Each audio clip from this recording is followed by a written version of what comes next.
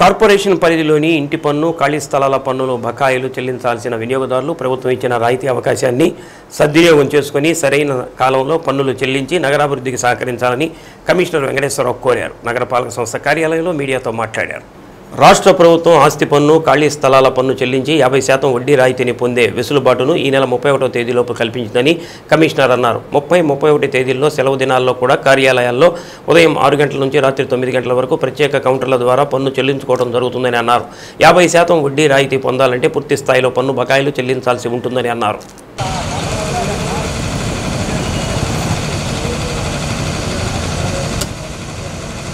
ఒంగోలు నగరపాలక సంస్థ పరిధిలో మన రాష్ట్ర ప్రభుత్వం ఒక ఉత్తర్వునిస్తూ గవర్నమెంట్ యొక్క జీవో ద్వారా ఏదైతే చాలా మొండి బకాయిలు చాలా ఏళ్లుగా ఆస్తి పన్ను తర్వాత వేకెంట్ ల్యాండ్ ట్యాక్స్ ఉందో వాటి వడ్డీలో 50% రాయితీ ప్రభుత్వం ప్రకటించిన నేపథ్యంలో ప్రజలందరికీ కూడా మా విజ్ఞప్తి ఏమిటంటే మనకి మిగిలినది ఈరోజు 29వ తారీఖు, రేపు 30-31 2 డేస్ ఉంది. ఈ 2 డేస్ కూడా మనకు సెలవుల దినాలుగా ప్రభుత్వం ఉన్నప్పటికీ కూడా ఏవైతే ట్యాక్స్ కలెక్షన్ అనేటువంటిది మాకు లక్ష్యంగా ఉంది కాబట్టి రీసెంట్గా నిన్న సాయంకాలం వచ్చినటువంటి జీవోలో ఈ 2 రోజులు కూడా మున్సిపల్ ఆఫీస్ పనిచేస్తుంది. ఉదయం 6 గంటల నుంచి రాత్రి 9 గంటల వరకు కౌంటర్లు తెరిచి ఉంటాయి. ప్రజలందరూ కూడా ఈ సౌలభ్యాన్ని ఉపయోగించుకోవాల్సిందిగా ఒంగోలు నగరపాలక సంస్థలోని వ్యాపారులకు ప్రజలకు విజ్ఞప్తి చేస్తున్నాము. ఉదయం 6 నుంచి రాత్రి 9 వరకు ఇక్కడ కౌంటర్లన్నీ కూడా డ్యూటీస్ వేసాం. మా సిబ్బంది అంతా కూడా ఉంటారు. అట్లాగే ట్యాక్స్ కలెక్షన్ కోసం మా అడ్మిన్ సెక్రటరీలు, ఆర్ఐలు, ఆర్ఓలు అంతా కూడా మరి ఈ కలెక్షన్స్ కోసం మేము తిరుగుతున్నాము. అందుకని మనకు అభివృద్ధి అంతా కూడా మన జనరల్ ఫండ్ పైన ఆధారపడి ఉంటుంది కాబట్టి ప్రజలందరికీ నా విజ్ఞప్తి ఏమిటంటే 50% వడ్డీ రాయితీ వచ్చింది కాబట్టి ఈ సదవకాశానికి 2 రోజులు మాత్రమే ఉంది. ఆ తర్వాత దీన్ని వాడుకోవడానికి మీకు ఎలాంటి అవకాశం ఉండదు. 1వ తారీఖు ఏప్రిల్ 1వ తారీఖున ఇది మళ్ళీ పనిచేయదు.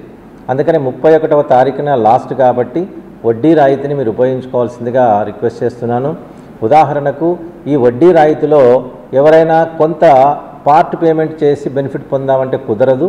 ఇది చాలా క్లియర్గా అర్థం చేసుకోవాల్సిందిగా మీకు అందరికి కూడా సత్య మీడియా ద్వారా మీకు రిక్వెస్ట్ చేస్తున్నాము.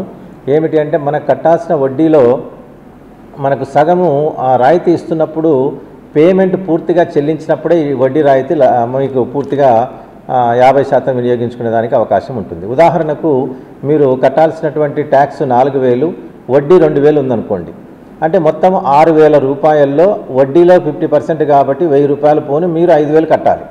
ఆ 5,000 కడితేనే మీకు ఆ 1,000 రూపాయలు రాయితీ వస్తుంది.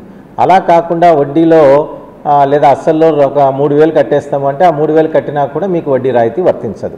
ఇది క్లియర్గా అర్థం చేసుకొని ప్రజలందరూ కూడా ఈ 2 రోజులు మార్నింగ్ 6 నుంచి నైట్ 9 వరకు మా కార్యాలయంలో కౌంటర్స్ పనిచేస్తాయి. మా సిబ్బంది తిరుగుతారు. ఒక మొబైల్ వ్యాన్ కూడా ట్యాక్స్ కలెక్షన్లో పాల్గొంటుంది. వీటిని ఉపయోగించుకొని మా కార్యదర్శుల ద్వారా పన్ను చెల్లించి మరి ఈ బెనిఫిట్ పొందాల్సిందిగా ప్రజలకు రిక్వెస్ట్ చేస్తున్నాను.